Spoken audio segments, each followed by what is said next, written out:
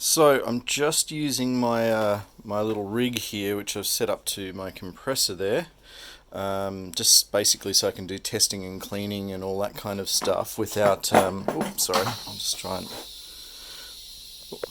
without chewing a lot of CO2. Basically, it's just a Nitto connector that goes into here, backs to backs, back to backs. That's it, with a 1/4 inch NSP into a standard ball lock. So when I drop that on here now, wait, oh, that would be the other fitting. There we go, onto the gas fitting. You can hear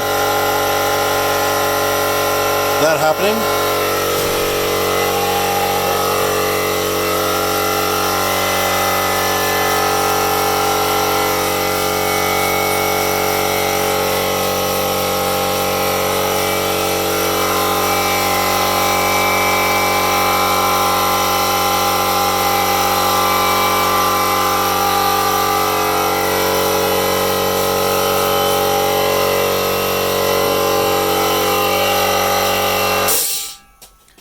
Okay, what you can hear there is the gas going into the container, and I'm just getting a little bit of a leak. Now what I've just done is I've sprayed some soapy water onto there, which most of the time will start bubbling up when you see when the gas starts coming up, and just allows you to see exactly where it's coming from.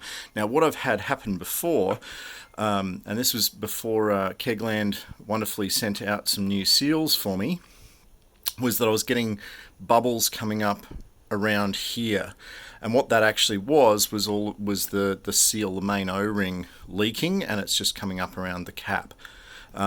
That seems to be pretty good now. I'm going to pop a spunding valve on there just to see what the residual pressure is, and just make sure that we're not getting any losses.